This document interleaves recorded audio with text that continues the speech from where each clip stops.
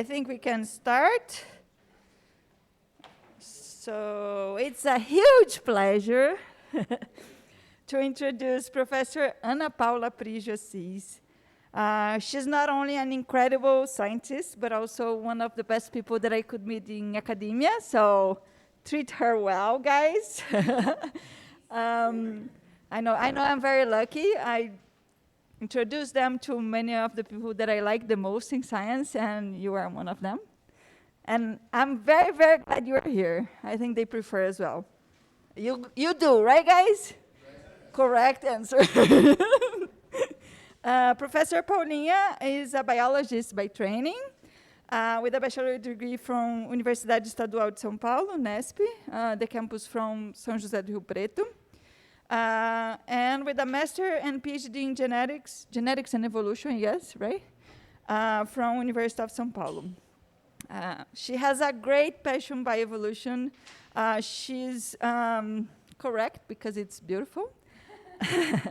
And you must talk to your loved ones as she talks about evolution, guys. It's impressive, if I were you. And she just became a professor at University of São Paulo. And for those who are looking for a PhD, Professor Paulinha has a new lab.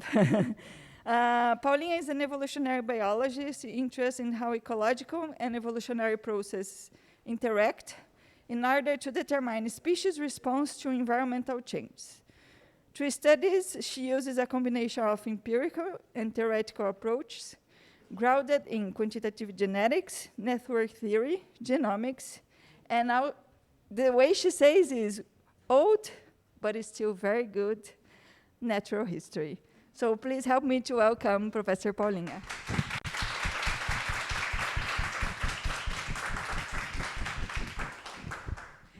Thank you so much. Thank you so much for the introduction, Flavia. You are one of my favorite people of all time, so and one of the best scientists that I know for sure. So it's a great, great pleasure to be here. It's like, well, I just started my position at the University of São Paulo like last week. So it's very, very new. And today I'm going to talk to you a little bit about my career and the work I've been doing throughout the years, trying to study how complex traits evolve, uniting ecological and evolutionary processes. So when I started my PhD, I've always been fascinated by natural selection. So natural selection is something that I think it's the most beautiful process. And as any grad student, I went to read the classical books on evolutionary biology. And of course, I took the genetical theory of natural selection by Fisher. And in the first phrase of his book, in the very, very first page of his book, he wrote, "Natural selection is not evolution." And I remember that when I read this phrase, I was like, what? And it was like, it was, I don't know, a eureka moment for me, because I was like, oh, okay, yeah, that's true. And because in order for evolution through natural selection to occur, you need not only selection, you need not only selection acting in a trait, but there's like a echo, right? Yeah? You need not only selection, but you also need that the traits you are interested in to have heritable genetic variation. But sometimes not even that is enough for something to evolve through natural selection. And one of my favorite examples come from the soya sheep project. So this soya sheep is a breed of sheep that occurs in this island in the coast of Scotland, this very small island. And researchers have been studying this sheep for like 37 years.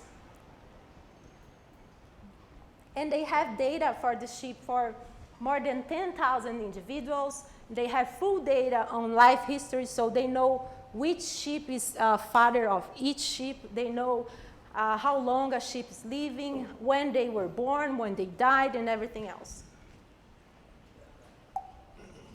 And one pattern that is very striking that they find is that sheep that has bigger horns, so bigger horns, they tend to have a greater reproductive success. So this is evolution 101. What you would expect through time is that horn size should evolve, right? So you would expect horn size to increase in this population. And they do know that, they do know the genetic basis of this trait. They know the different genotype, the different loci that influence this trait. But the sheep are not reading their evolutionary biology textbooks because we don't see any change through time.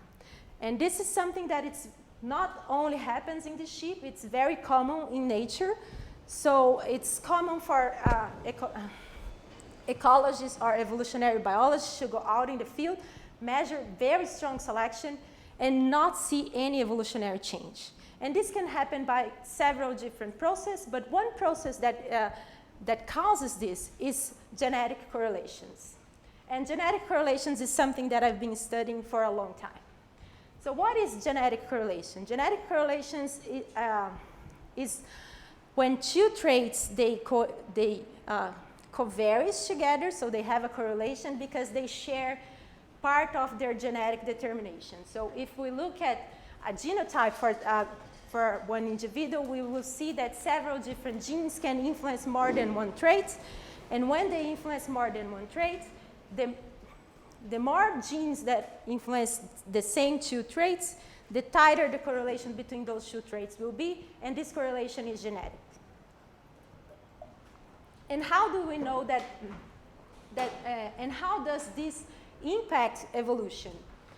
So this impacts evolution because imagine that we have two traits that we're interested in a given moth. For example, the proboscis length of a moth and the wingspan of this moth. And we go out in the field and we measure those different two traits. So everybody here can agree with me that these two traits has a genetic basis, right? You know that usually like the size of a different organisms is given by at least partly genetic. So what we would observe in this population, let me see, is that individuals that have bigger proboscis also have a larger wingspan. And this is a correlation between those two traits, and this correlation is genetic. So throughout this talk, I'm going to represent a given population, the correlation between two traits by an ellipsis to represent how correlated they are or not. So if you have selection to increase one of those two traits, for example, proboscis length, because these two traits has a genetic correlation between them, the evolutionary change, the change from one generation to the other, will be biased and will not only change the proboscis length, but also will change the wingspan of these moths. And sometimes, if you have some very, very strong correlation, so I'm representing here by this very, very tight correlation between those two traits. If you have selection, for example, to decrease proboscis length and increase wingspan that I'm representing here by this purple arrow, what can happen is that the evolutionary change will be so small that we might not even see evolutionary change at all. So this population will not evolve even though it's under very strong selection. And we can represent everything that I said to you in a very, very simple mathematical equation, Lenz's model of multivariate evolutionary change, that says that the evolutionary change of a set of traits, so this is a vector, so delta z is a vector of different traits, z1, z2, zn, it's given by selection itself, so what is being selecting, nature is selecting for each trait, so beta is also a vector, and also it depends on the additive genetic covariance matrix. That's that ellipse that I'm showing, I showed you. So it's just like how much variation you have, so the size of the ellipse is how much variation you have, and how tight the correlations are. It's represented by how small and correlated this ellipse is. And we do know for quite a while that this impacts evolution, as I showed you, But we used to think that this impact was transient, so it's not something that it would carry on, because given enough time, a population would reach the adaptive peak. So for example, if I have here an adaptive peak that represented by an increase in the proboscis length and a decrease in wingspan from this population here, through time, so each one of these dots represent a different generation. Given enough time, a population will reach this adaptive peak. But what we know is that usually species and populations are not isolated and the environment changes a lot, and especially coevolution is very important. So interaction between species are very, very important for populations. And I've chose this example of this moth because it's Darwin moth, that it's a moth that has this huge proboscis that matches the spur length of the orchids that it pollinates. So coevolution is the evolutionary change caused by reciprocal natural selection between species. And one of the things I'm interested in understanding in my research is how does this are impacted by genetic correlations. So now we have not only one species of moth, but also a species of orchid, and they are trying to co-evolve, and they are responding to selection from one species to the other. So we have selection for match of the proboscis length and the spur length of the orchid, and how does this will cause for the evolutionary process to occur. So I'll start this talk talking a little bit about a work I've done, analyzing how these genetic correlations can impact coevolution between species interacting. Then I'm going to talk a little bit about how these genetic correlations can impact the potential of a species to respond to selection. Then I'm going to talk. Opa. Me molhei. Then I'm going to talk a little bit about how genetic correlations can, and if genetic correlations can evolve and respond to selection. And I will end up this talk talking about what I want to do in my lab here at the University of São Paulo, where I will try to link everything that I said, going from genetics to ecosystem services. So how do genetic correlations impact coevolution? We studied this using, sorry. Yeah, sure. Could you please perhaps clarify a bit more? What do you mean by seeing that selection is very strong, but not seeing that evolution is happening? Because I understand the scenario that you propose, because there are two traits which are connected, and one, so there is a trade-off between optimizing one trait and optimizing the other. But how could you see that selection is very strong regarding one of those traits if you're not seeing evolution happening? If you do know how these traits are connected, you do have like mathematical equations to estimate selection, taking into account the different traits that you have in this population. But one problem that's called Land-Arnold framework, if you have studied like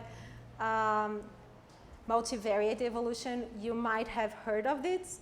I'm from math. Sorry. So it's basically like they do like multiple regressions, and given that you have like the genetic covariance, that you know how the traits genetic covaries, and you do know how the traits change it from one generation to the other, you can estimate selection. So that's how we usually estimate. No, wait a minute. So how do we estimate in the wild selection, right? So we need to have like a measure of fitness. So we need to have a measure of how much an individual are surviving or how much an individual are reproducing. And then we do a multiple regression of this in the traits. So how much an individual that has a trait Z1, Z2, Zn, what's its fitness. So that's how we estimate better. I'll see the example Okay? So your problem is that you don't understand how do we know that selection is very strong in the my wild. problem is like this. Well, I'll say, oh, you have a population, you have some of those of this population is of type A and some is of type B, and I would say that type B is being heavily negatively selected if I see that they are dying and not being able to maintain their numbers as the others are maintaining. So that's exactly what we do, but in here we are dealing with quantitative traits. So they're traits that are continuous in the population. We're not seeing like one type of individuals and another type of individuals. It's like a continuous of different traits, like height or proboscis length or something that it's like quantitative, like weight. So that's why we use linear regressions to estimate this. Because we are regressing like fitness on the... I'll try and think further because I think it's probably needed. No, but please. No. Try to rephrase what you were saying. I don't think I understood that. You were saying, how do you see... You were saying, how you know selection is happening if you don't see any response, right? So I think his question is okay. oh, I don't see things changing, like I don't see the horn is not increasing. How do I know that selection is happening? And because to see selection, you don't need to see the evolutionary change. So selection is just like differential reproduction and survival. So if you do know that different individuals are reproducing differently or surviving more or less, this is selection. So. Okay? So you don't need to have like evolutionary change. So the evolutionary change is a step forward after selection. So from one generation to the other. Selection happens in the same generation, right? It means that with the variation is enough. The variation using the natural population is enough to determine that it is selection. Yeah, the variation in reproduction and survival, and link this to a given trait. So you link a differential reproduction and survival to a different trait, then you might see if this trait is is under selection or not, right? Okay? Okay? So selection is something that happens in the same generation, and evolution is something that happens across generations, right? So what we were doing was to use a mathematical model. What we use as inspiration, this system of interacting species, the Graham moth and the Lithophragma finis plants. So this moth and this plant, they interact mutualistic, meaning that both the plant and the moth has fitness benefits from the interaction. The moth inserts its abdomen in the plant to lay their eggs inside the plant, inside the flower, and while they are doing it, they pollinate the plant, so the plant gains by being pollinated, and the moth gains because when their eggs hatch, their caterpillars eat parts of the seeds of the plants, so they gain resources for their offspring. So as you can see in these photos here, this interaction is very intricate depending on several different traits in the moth and in the plant to happen. So we use that to see how much this would impact coevolution. So we use that simple mathematical model that I showed you, Land's equation, where that's delta Z is equal to the additive genetic variance times the selection gradient. And what we did was to adapt this to incorporate more than one species. So now our vector of evolutionary change is given by 2 species, 2 traits per species. The selection gradient is a function of the interaction between those 2 species. So in this function, we consider that the selection was favoring a trait matching between those 2 species, and the additive genetic variance in this case is a combination of the covariance matrix of the two species that are interacting. And we use empirical data from our collaborator, John Thompson from the University of California in Santa Cruz. So John has been studying this system for like 30 years, so he knows a lot about the natural history of the systems. And he's very interested in variation across the geographical range of this species. So he had data on different populations of both the moth and the plants, and we chose two traits in the plants, like corolla length and petal width, and two traits in the moth of positor length and wingspan that we know is important for the interaction to be successful. And we looked how these two traits were correlated in 7 different populations. So we saw that it varies a lot how those two traits are correlated, going from very, very strong correlations between the two traits in the moth here, positive correlations, negative correlations here in the plants, and so on. So we use this empirical data to parameterize our model, our mathematical simulations, to see how those two species would co-evolve in those different populations. So everything else is the same, the selection is the same because we are saying the selection is the same. We are enforcing this to be the same. The initial trait values for the moth and the plants are the same because we are saying it, we are forcing it to be the same.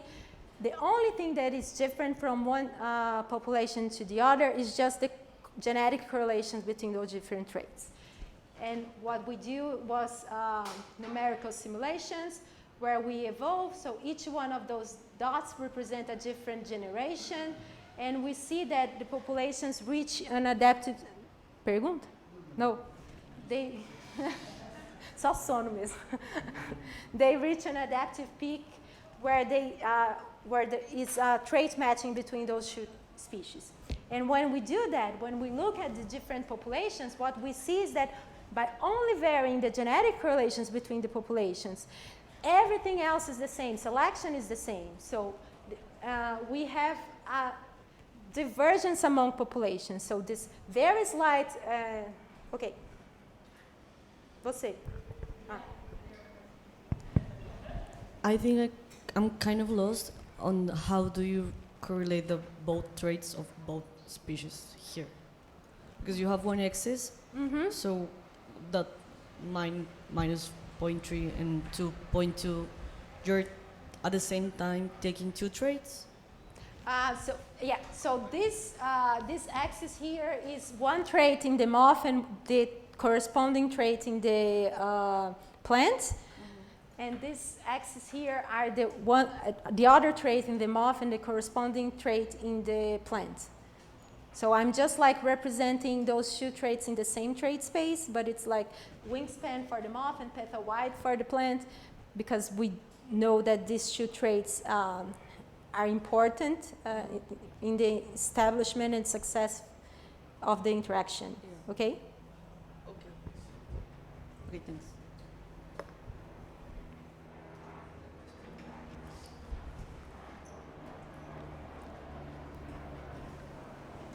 I guess I just want to reiterate the question, basically what Camila just asked, like, because in the x-axis I can see how you could maybe impose some kind of matching where you can represent these things in the same axis because they you take the subspace where they are the same, and it's a kind of a necessary condition. But for instance, if I read there two what, like centimeters?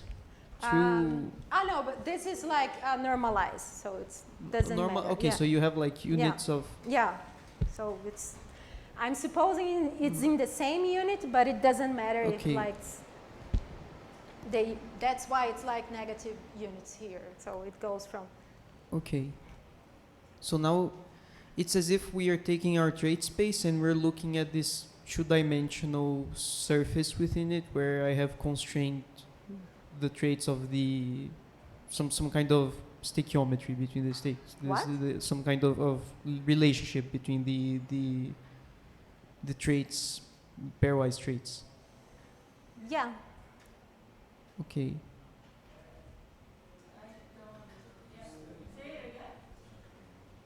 So it's like, I'm assuming that the moth and the plant, they have two traits. Each one of those two traits exerts selective pressure in the other trait of the other species. So I'm assuming that ovipositor length is selecting over depth in the plant, and over depth is selecting ovipositor length in the plant, and they are in the same trait space here because it doesn't matter the scale of this. So here means the value of the ovipositor length in the moth, and here is the initial trait value in the over depth in the plant, and here is the petal wide in the plant and wingspan in the moth. Does it clarify? So these two are selecting each other, and these two are selecting each other. The only thing that is different is the genetic correlations, and what we see is that by only varying genetic correlations, we have a divergence among populations. So, but what we do know is that usually it's not only the individual and the populations that are multivariate, organisms that are formed by several different traits. Usually the interactions between different species in nature is also multivariate. It's also happening with several different populations from different species.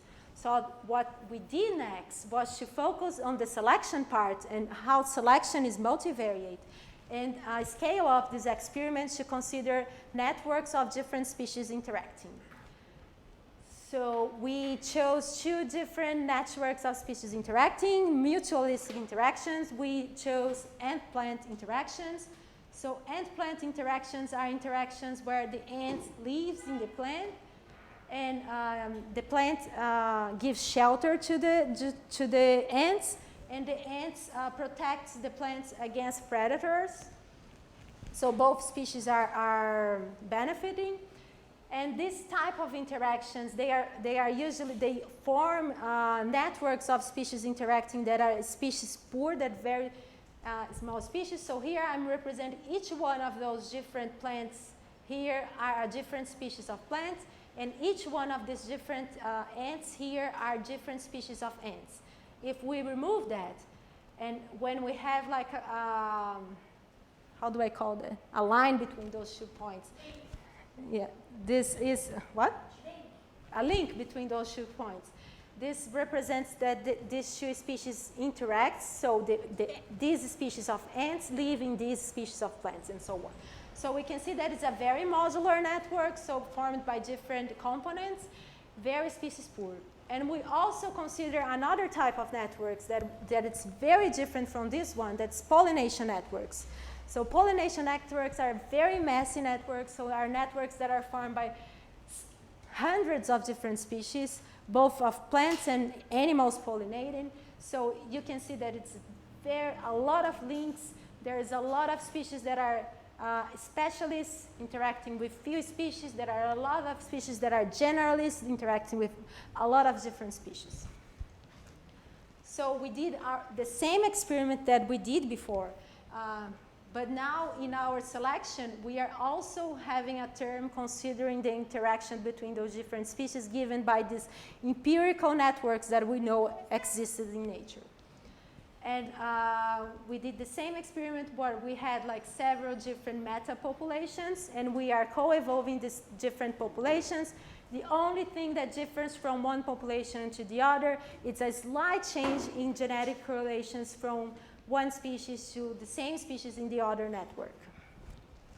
And what we see is that similarly to what we saw with a pairwise interaction, we also have a divergence between those meta-communities, but now this divergence is modulated by the structure of the networks.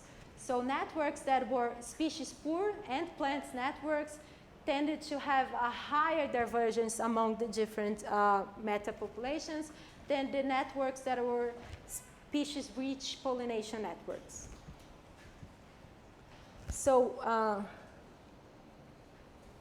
what we saw with that is that genetic correlations modulated by the structure of species interacting networks can fuel divergence among populations and promote diversification in interacting assemblages.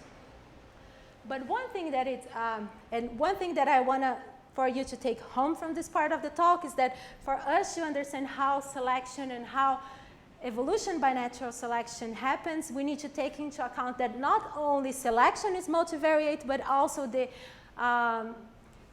individuals and the organisms are multivariate, formed by different parts that have to work in concert. But one thing that is very important for us to understand also is that natural selection is something, it has a demographic impact in populations, meaning that if a given population is under natural selection, someone is dying, someone is not reproducing. So this impacts the total population size, and if this happens through a lot of time, the population can go extinct. If we think of that in a univariate way, looking for only one trait, for example, here I'm going to look for body size in this chipmunk species here, just because I like chipmunks. If we have selection to increase body size, and selection is super, super strong and happens throughout several different generations, what might happen is that this demographic cost gets too strong and this population can go extinct.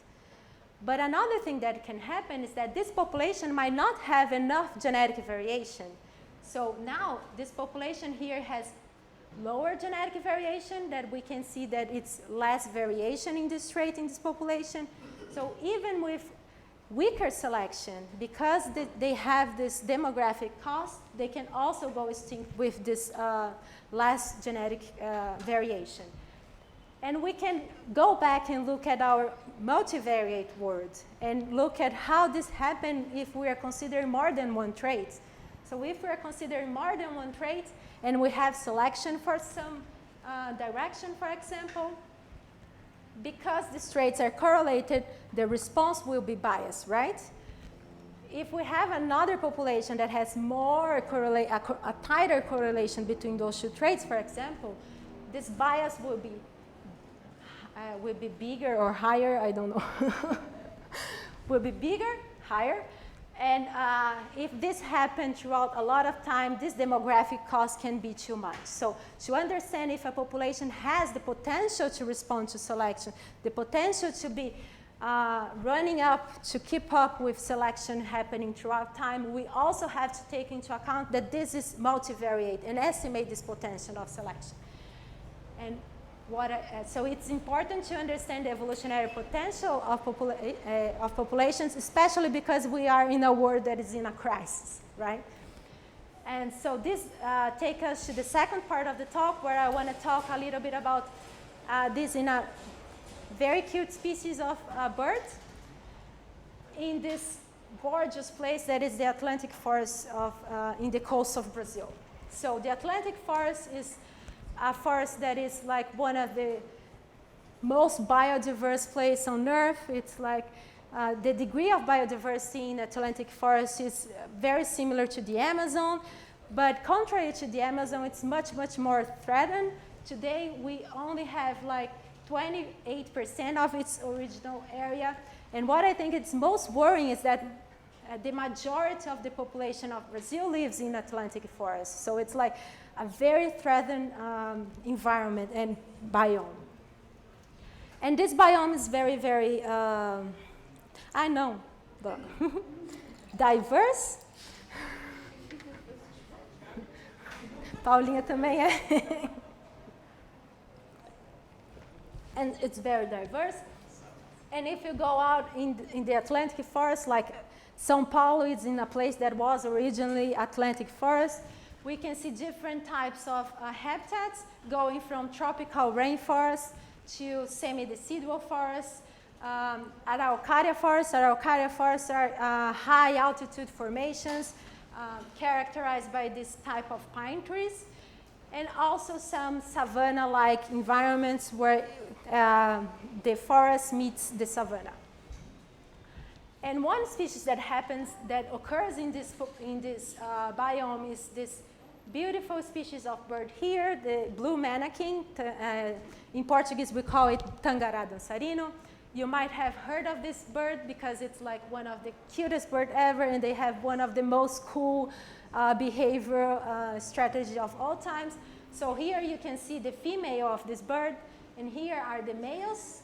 So the males get near the females and start dancing, and they take their turns dancing to the females. So it's a super, super cool behavior, but I was not interested in this behavior. But it is cool. The thing that brought my attention to this bird is that it's a bird that occurs throughout the Atlantic forest in all the different forest types that I showed you.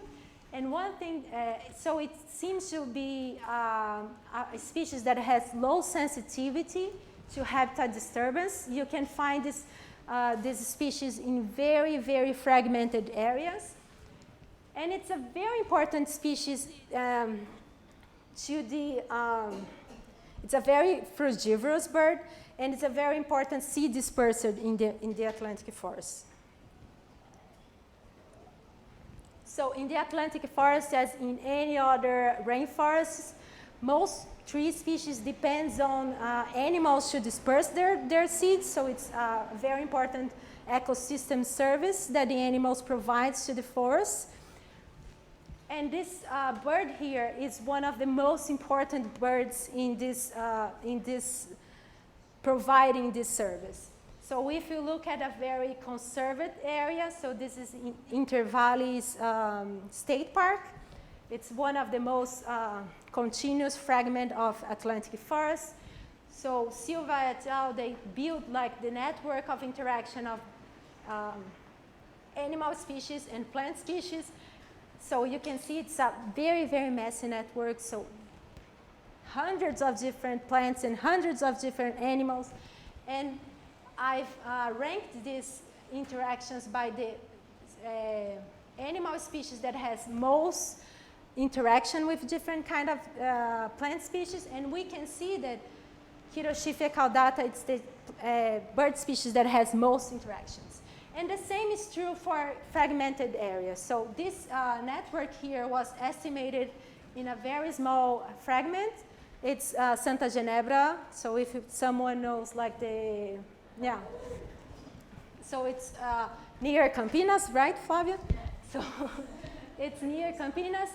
So you can see because it's a fragmented, disturbed area, we have much less number of species of plants and animals in the seed dispersal network. But anyway, the blue mannequin is an important species in this network as well. So what I was trying to understand is there any difference between the evolutionary potential, the genetic covariances of these populations, depending on the type of habitats they occur or not? So I was especially interested in contrast like highly fragmented areas to pristine areas. So I've used data from the literature that was published in this data paper here, Atlantic Bird Traits, that has individual bird traits. And we had like, we started with 1,600 samples, but when we curated the data set, we end up with 400 different individuals.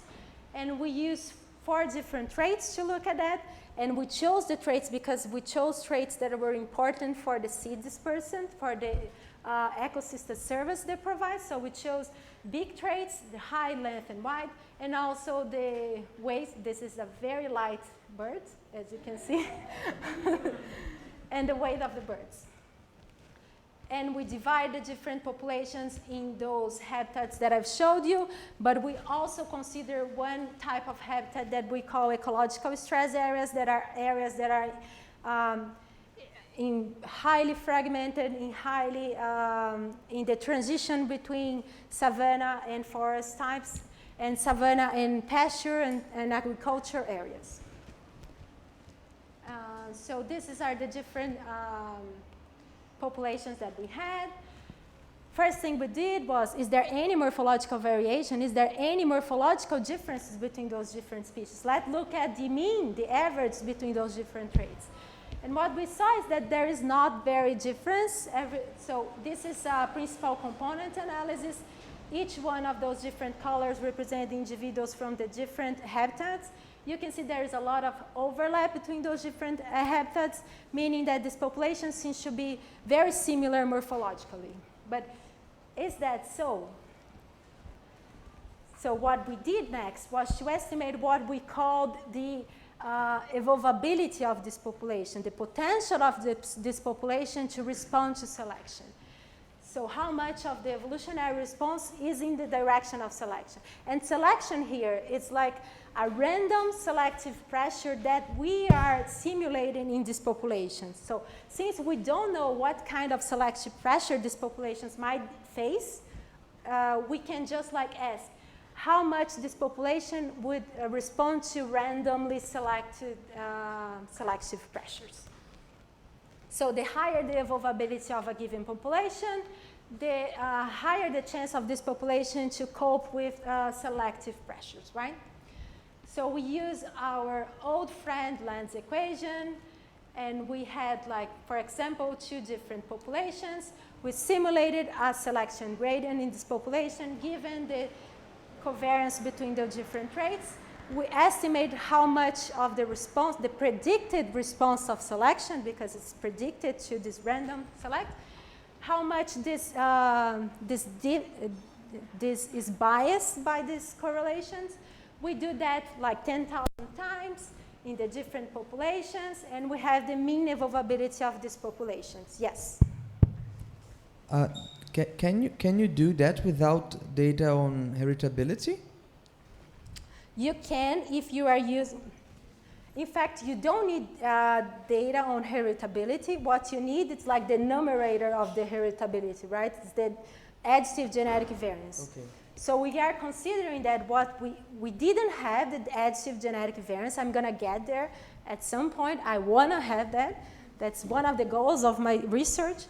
But those type of morphological data, usually the total phenotypic variance is proportional to the total additive genetic variance. Okay. So we can use this as a proxy for that. So that's what I'm using here. Okay. Okay? So when we do that, what we saw is a very, very different pattern than what we were seeing. So we saw that populations that occur in the ecological stress areas or areas that were more savanna-like or areas in the high altitude have a very, very lower evolvability than the other populations that were occurring in the more forest-like habitats. Meaning that this population has less morphological variation in these traits, right? And if they have less morphological variation, it might affect the way this population can provide their ecosystem service. So this is something that I'm also want to study in my lab. I want to see if this is actually the case. Like, does this less morphological variation affect the way these species provide their ecosystem service? So what we started with thinking that this population has a low sensitivity to habitat disturbance is not the case. It seems that this population has actually is sensitive to the difference. So if we were only looking at the average between those different populations, we will not see that. We only saw that because we considered this in a multivariate way, estimate the evolvability of these populations. And one thing that it's very sad is that actually this savanna-like habitats and fragments and ecological stress areas is actually increasing in the Atlantic forest, right?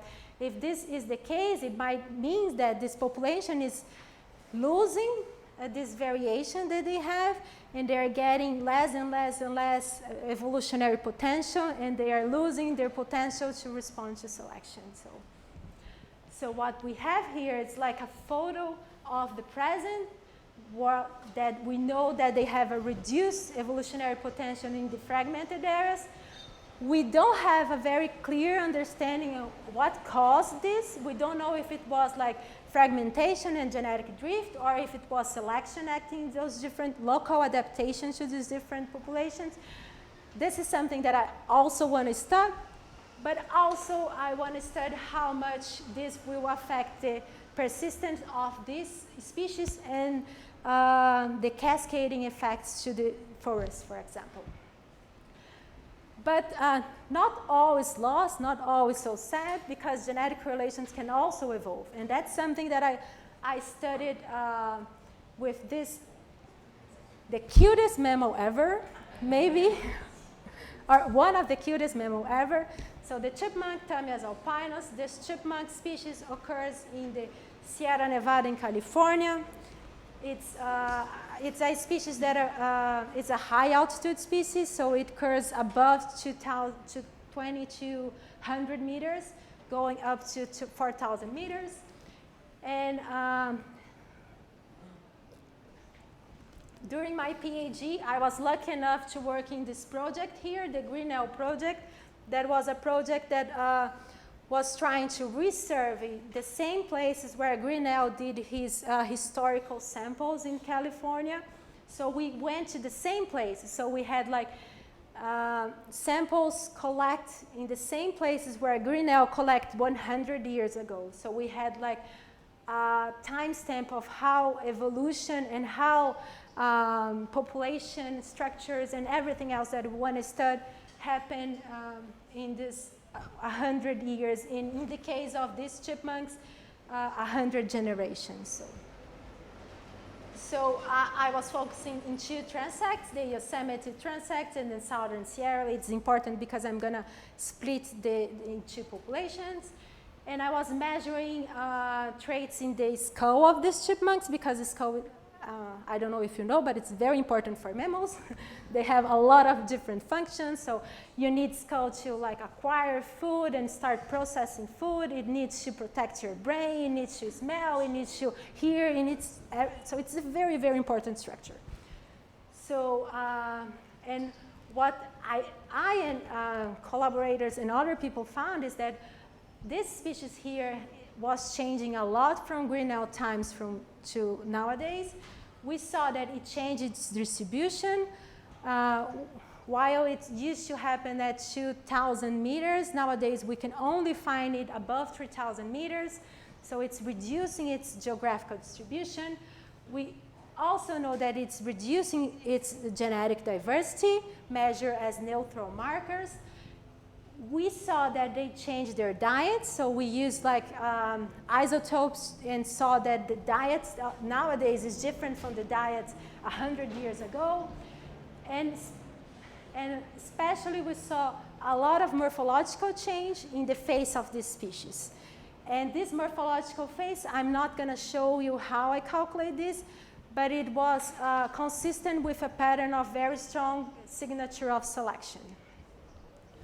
So given that I know that selection was important, I know a lot of morphological change happened, I can use that same equation to estimate the delta Z, the evolutionary change, because I have the historical and the modern sample, and I have an estimation of the G matrix because I have the phenotypic covariance matrix with that. With that, I can estimate beta. I can estimate the selection gradient. And I can use that same framework that I've showed you to estimate evolvability, but now I know the selection gradient. I know what has been selected. So I can estimate evolvability in the direction of the observed selection gradient. And I can compare this with other randomly selected selection gradient. And when I do this, so I did that for the historical sample that I had and the modern sample. And when I do that in directions that were different than the direction of the observed selection gradient, there was not any difference between the historical and modern samples. And when I do that with in the direction of selection, what I observe is that actually the total evolvability of this population is evolving and increasing in the direction of selection. So this can happen if, for example, we had selection in this direction here, and this is my G matrix here, and selection is actually shaping the genetic correlations between them. And now we have more genetic covariance in the direction of selection than we had before. So what I think happened in this population is that we went from historical to modern samples. So up until now in this talk, I'm talking a lot about the genetic correlations, but I'm using the phenotypic correlations, right? I'm using this as a proxy. And I've done that because, as I told you, it's proportional. But nowadays, I think that's a very, it's a wonderful time to be a quantitative geneticist, because we can do that in the wild, and we can estimate this genetic covariance and this genetic variation in the wild, because we couldn't do that up until now.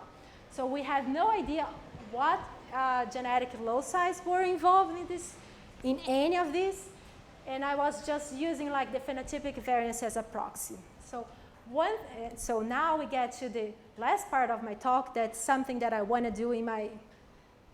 Eu só tenho 10 minutos. No, you have more, because they made questions. Hã? Não, começou às 2h30, né? E agora é 3h20. Ah, então tá bom. So everything is under control. So what I want to do here is link all of this together. So that's why I've moved to the University of Montana, because I want to learn this genomic and this how to link this phenotypic variation that I'm seeing in the wild to genetic variance. Because for evolution to occur, the important part is the genetic variance, right? I don't care about the phenotypic variance, even though the phenotypic variance is important for the ecosystem service, right? So one thing that I was lucky enough to have is the same individuals that I've measured in my PhD, the same chipmunk individuals, the same species that I have.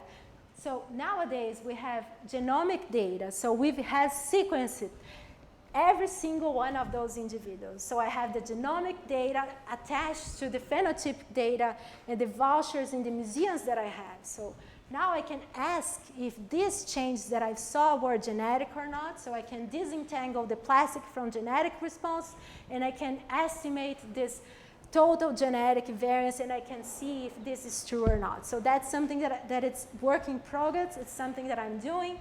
So I don't know if you're familiar with this kind of data, right?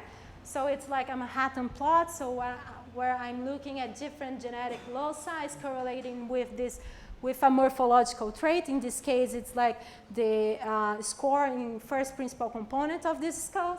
And I have several different loci that was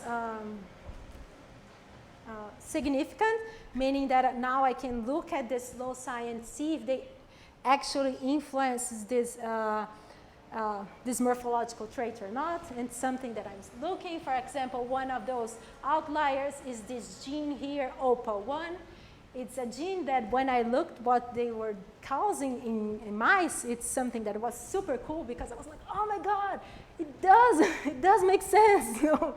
So it was something that influenced craniofacial morphology, mutants in mice that had this mutation in this gene presents abnormal facial morphology. So it's something that actually does influence morphological variation in the skull. So now what I would do is to use all of this to estimate, to link this genotype to phenotype.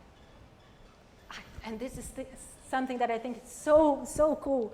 So this is the different SNPs that I have in my population, and this is the effect, for example, in centroid size, in the size of the skull. So you can see like the beauty of additive variation, right? So it's like super cool. So this is a work in progress, as I said. what I want to do next is to estimate the genomic relationship matrix. So one thing that is super important for quantitative genetics and something that hampered a lot of the field to do things in the wild is because we need to have an estimation of the pedigree to estimate genetic variance, right? We need to know which individual is related to which individual. And it's something that's super hard to do. Imagine doing that like in the Atlantic forest. But nowadays, we don't need that anymore. So that's why I thought that it's super, super cool to be a quantitative genetics nowadays. So we can use the genomic relationship matrix. So because we can sequence one individual, we can sequence, I don't know if you know that, but it's super cool. We can sequence one individual, a whole genome, using $25, like, right? So even Brazilians can do that, right?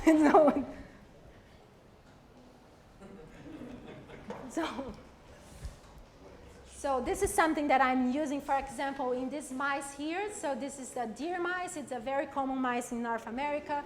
It's a mice that occurs from sea level to high altitudes. So we do know a lot about the physiological adaptations to high altitude in these mice. And we have a lot of data, genetic data from different field samples for these mice, and we have a lot of physiological data. Having the genetic data and the physiological data, what I'm doing now is to estimate the phenotypic covariance in these traits that I know that are very important to adaptation to high altitude. For example, the amount of hemoglobin you have in your blood cells, the resting metabolic rate, or so on. So I'm estimating these phenotypic correlations, and I'm trying to do now to estimate the genetic correlations between these and see if it changes, if selection in low altitudes is different, is shaping these genetic correlations different than in high altitude. So we know selection, and we have the genomic relationship matrix, which is super cool. So this is all to say the things that I want to do when I'm moving from the beautiful University of Montana to the beautiful University of São Paulo. So coming here, what I'm trying to do is to use all of this that I've done throughout my career, looking for, trying to link genotype to phenotype and to ecosystem service. I want to work particularly in the Atlantic forest, especially I will sequence a lot of this pseudotypical data because I want to see if this phenotypic data I'm seeing is genetic. But also I want to use some bat species because bats are cool, bats are important, and are mammals, and I prefer mammals than birds. And this is the kind of work that I want to do. As Flavia said, I would love to talk to any of you if you are looking for a place to do a PhD or so on. So just my take-home message, evolution by natural selection is a multivariate process, both if we consider inheritance and selection. Genetic covariation can impact a potential of a species to respond to selection, but also can impact how these species interact with other species. And finally, genetic covariation can evolve and respond to selection. And that's it. I want to thank all of you. I want to thank all of the collaborators from the works that I've showed here. I want to thank Flavia, Flor, and thank you.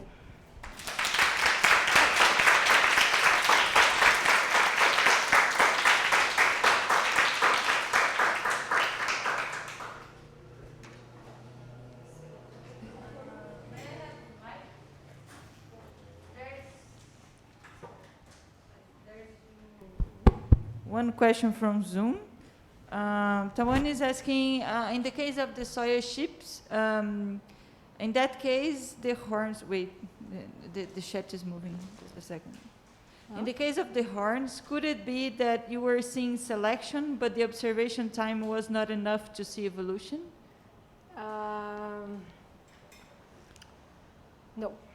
No, because they estimate that. So they have like estimations of,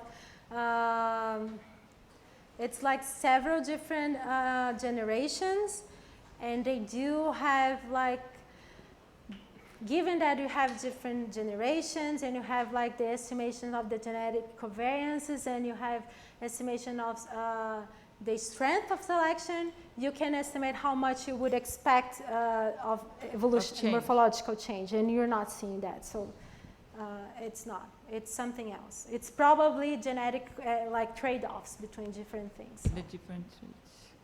And I will make the other question that is in Zoom from Nathan. Dear Ana Paula, are cases of coevolution modulated by species with shorter life cycles, or is it more determined by population size of the species? How can we know if a species is strongly integrating selection pressures in another species, given that natural selection is a multivariate process? Oh my God, there are 8 questions here. Can I ask the first one?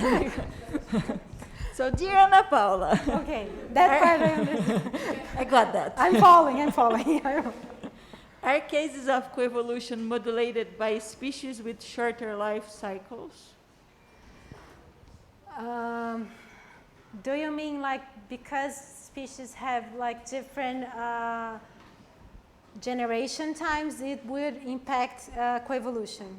Is that it? I don't know if yes, that's it. That's exactly it. That's definitely happen if some population, for example, like a virus have a very, very fast generation time. So sometimes it's more like evolution than coevolution, because like the virus has evolved so much, and when you have like to follow through, but it definitely has an impact. But Flavia, it's better to answer that than me for sure. I don't know. Can I read the next one, guys? You can interrupt me if I'm making many questions. No, you can interrupt Nathan actually. Is it more determined, the coevolution is more determined by population size of the species? Coevolution? Yeah.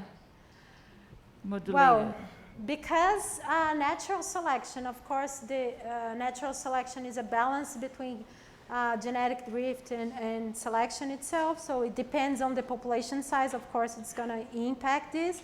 If there is there's a lot of difference between the population size from one species to the other. One of the species with the smaller population size will have a prevalence of genetic drift instead of natural selection. This might influence like coevolution, but I don't know how much this will impact. So in all the simulations I've showed, most of the time I'm not considering genetic drift at all, but I did do a lot of the supplementary material responding to reviewers considering drift, and it doesn't change the overall pattern of how selection would cause this divergence between those different populations and how this would be modulated by the network. And I think his last question is, how can we know if a species is strongly integrating selection pressures in another one, given that natural selection is a multivariate process? That's a wonderful question. It's a very hard thing to do, but it's a very hard thing, like to do that empirically. To estimate selection empirically, it's hard for a lot of different factors.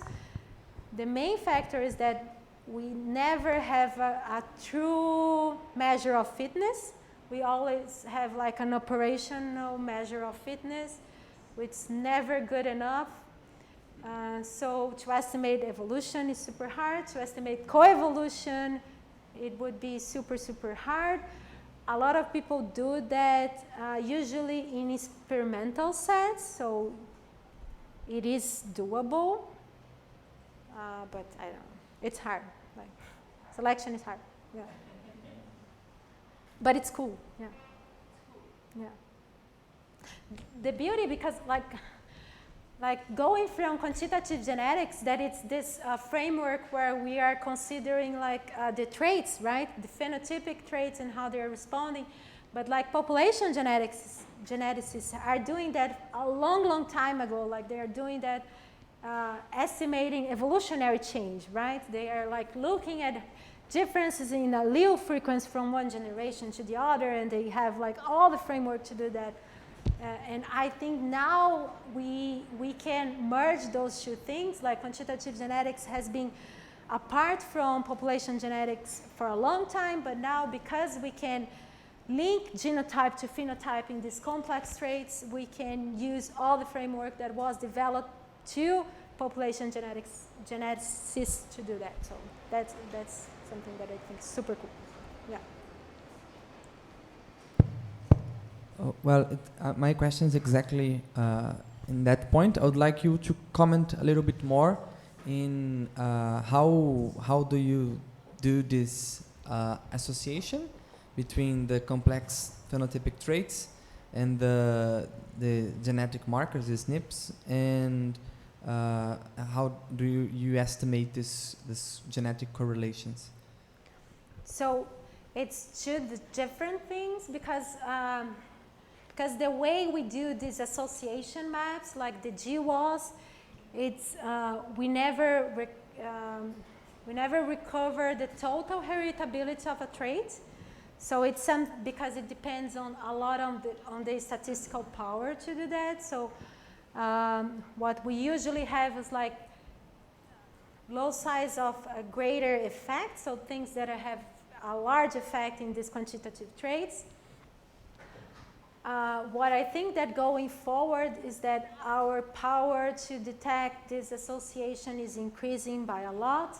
So we will be able to do that more thoroughly in the future. But to estimate genetic variance, we don't need to know the loci, right? We only need to know which one is related to the other. And we do use that in a mixed model, and we recover the total genetic variance in this trait, and we can sweep under the rug the exact loci that are influenced there. So, yeah. And it's something that like people in agriculture have been doing for a long, long time, and so it's not like a new science. So. It's new maybe in the wild, but.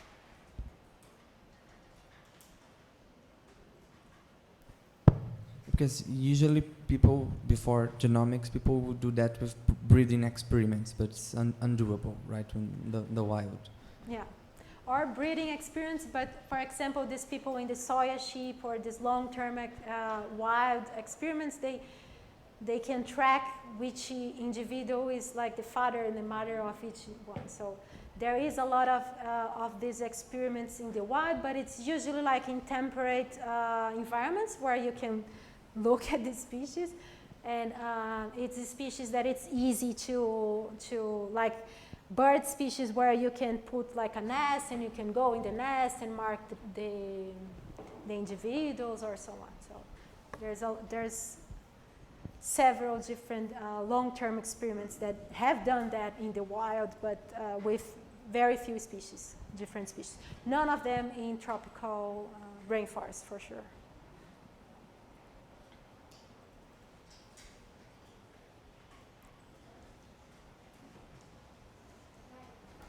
Thank you for your lecture.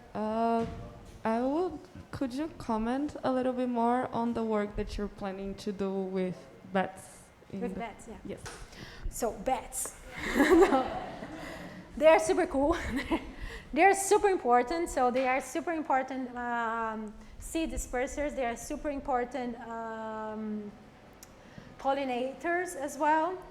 And one thing that I had in this talk, but I removed, it's that Ana Almeida, who is actually a master's student of Flavia, but she did her undergraduate work working with me.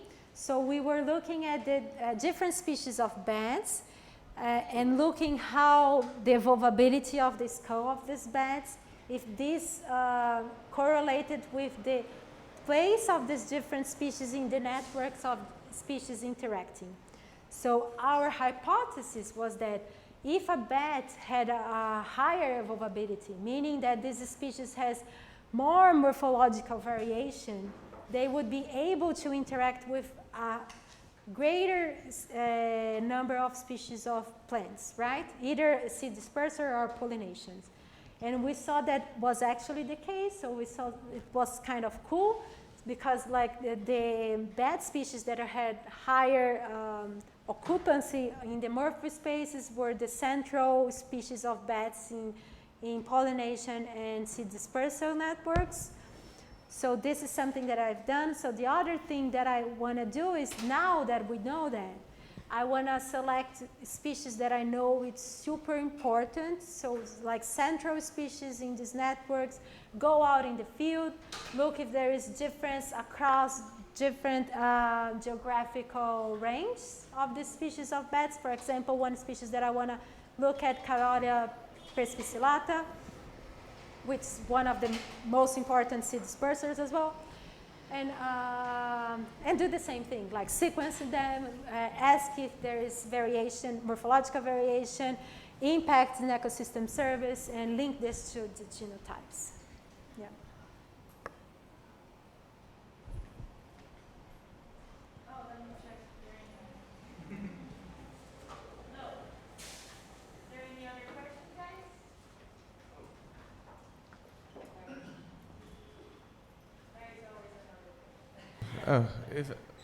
If perhaps you could provide I do not know the definition of the selection which appears in the equation for the variance of the trait. What precise? I don't know what's.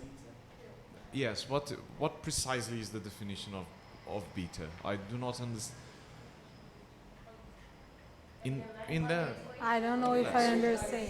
There was this equation you used in more than one. It's a vector, like so it's like the beta 1, it's selection in the trait 1, beta 2 is the selection in trait 2, and so on. So in terms of units, it would be how? It's in the unit of the trait. So it's like I'm having trouble comprehending what.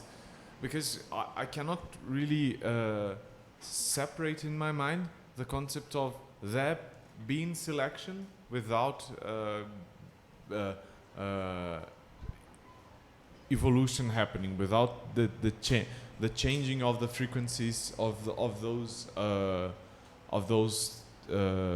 genotypes in the population. I'm having trouble trying to understand. It's not the genotype, it's the phenotypic values of the traits in the population, right?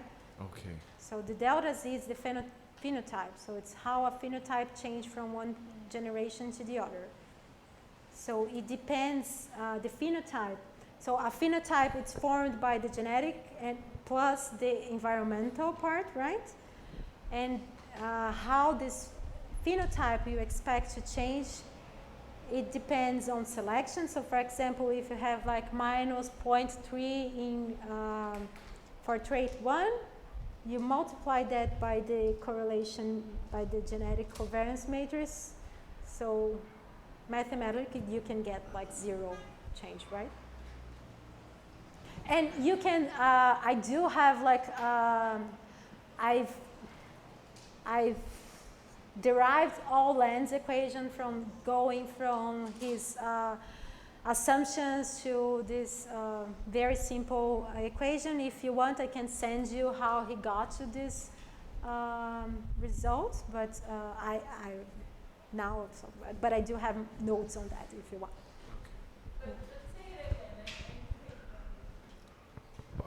I tend to think of selection as you have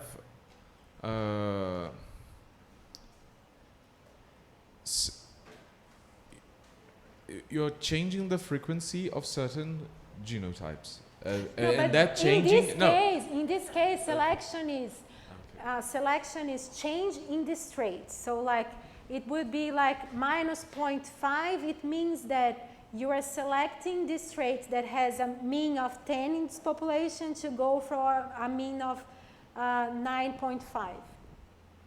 okay? That's the thing that it's being favored in this population. So it's the phenotype that it's being selected.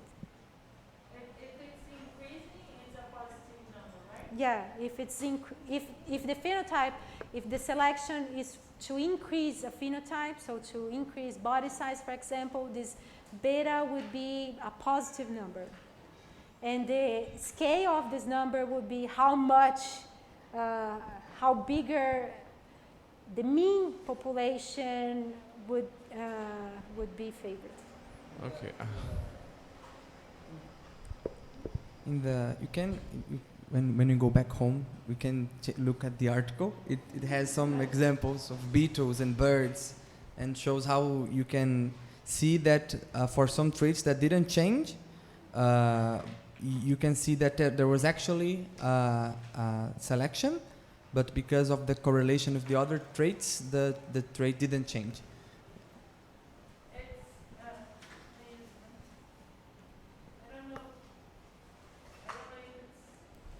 I don't know if it's correct to say it's like one of the traits is so strongly correlated with the other, and if there is a strong selection in this first trait, even if the other one is favored in another direction, because they are correlated and is strongly correlated, this one is like hanging and not allowing the other one to change. Is it like this? Yeah. Yeah. So I'm horrible with numbers, but imagine, so if you have like a 2x2 matrix, like a covariance matrix, so imagine we have like 1 for the 2 matrices, the variance in this trait, so, but they are very, very strongly correlated. And beta then is like 2 numbers, a vector of 2 numbers in this case. It would be to decrease by 1 unit in this population, but increase by 1 unit in this population. So if you do this, I don't know, this, you might not even see any change, so, right? I can understand how the mathematical expression could produce a 0 delta z in the other side. That's okay for me. I am just having trouble understanding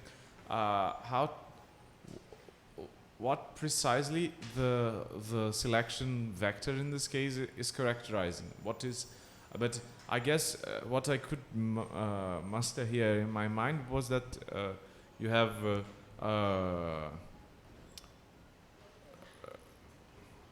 I think I should reflect more too, because I'm having trouble posing the question, and I think I do not have the background to. Your problem is because you are thinking with a population genetics framework, and you are trying to go from that to a quantitative genetics framework. So when we are looking at selection in quantitative traits, how we would estimate selection, for example, in one generation is like the mean after selection minus the mean before selection, right? So it's like the mean value of this population in the same generation before and after selection. So if we think about the Darwin finch, have you ever seen this example? Like they saw very strong selection for big size. So what they saw is that in the same generation, so it's the selection differential that we call this, in the same generation, the mean value from big was increasing, I don't know, like 2 units of something, right? So this is selection. And the evolutionary change then, it's not this. It's not what happens inside this generation. It's what happens from this generation to the next generation. And this value from this generation to after selection generation to the offspring, it's not 101 because it depends on heritability, for example, right? It depends on the genetic variance in this trait. So it's not, it will never be like It will never be as strong as the selection we are observing, because heritability will never be 1, right? Okay? So this is if we are considering one trait. If we are considering more than one trait, it's the same thing, but instead of looking at the heritability, we are looking at the genetic covariance matrices. Okay? Does this make sense?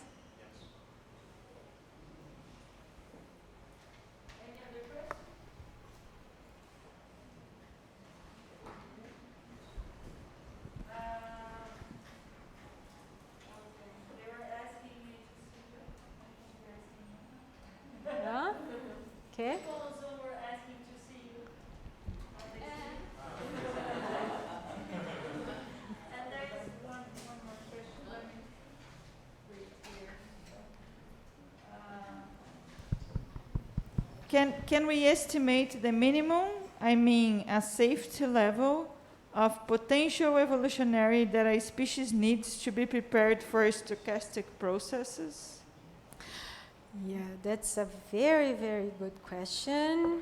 It's very, very hard because we don't exactly understand, from what I understand, like nowadays, we don't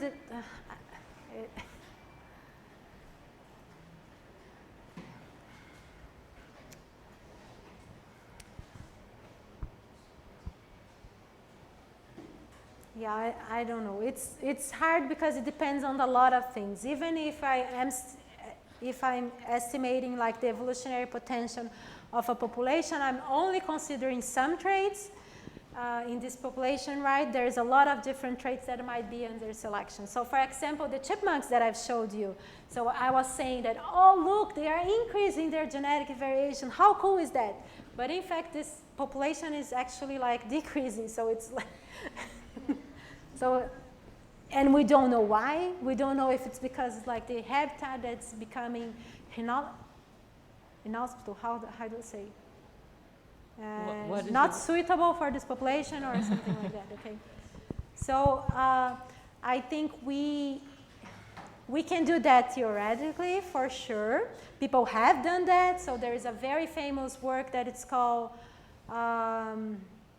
I don't remember the name, but it's like Berger and Lynch in 95. They estimated the minimal, how did they call that? It was the maximum sustainable rate of evolution that a population needs to, the genetic variation they need to have in order to sustain a constant selection in a given direction. So they said that if a population is changing more than 0.1 standard deviation per generation, this demographic cost will be too high, this population will go extinct.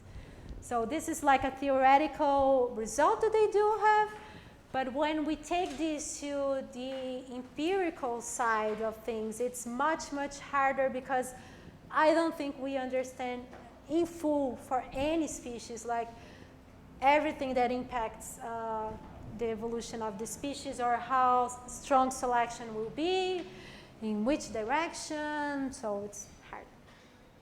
But I guess this is quite important to understand since we are like living in a very stochastic environment, right? In a very stochastic, yeah. So yeah, if you are living in a very stochastic environment. Because I think one of the but problems the problem with the stochastic environments, like selection is changing from one generation to the other, right? Mm-hmm. So you cannot predict, yeah. Yeah. But we have theoretical predictions if it's like selection is going the same direction generation after generation after generation. So that's Berger and Lynch. Yeah. I don't. And I think I don't know if it's something very important, but it seems for me that we are facing a lot of variation, for instance, in temperature. So what we have now is that, okay, we are warming up the temperature, but also we are having like great variation in this temperature, and do we know the amount of genetic information this population must have to survive? Because we need to have individuals, we need to have individuals that survive in very cold environments during the winter and very hot environments during the summer. Yeah, I guess for this, I think if you estimate the mean evolvability for thermal tolerance in different populations, this will give you like the higher evolvability, the higher the chance of this species to survive to this greater variations, right? But I don't think we have like a set number of how much is big, how much is small. So that's the problem. But must somehow follow the variance that we are having now in the temperature, right? If this variance is increasing, we must have this potential increasing as well, I guess. Yeah, but the problem is because this is like this is something that we can measure, but we need to measure this tied to selection, right? It's not a one-on-one relationship. It might be like something else, right? And I see. Let me check. Is there any other question from here? I think no other questions from Zoom. Is it? So help me to welcome Paulinha.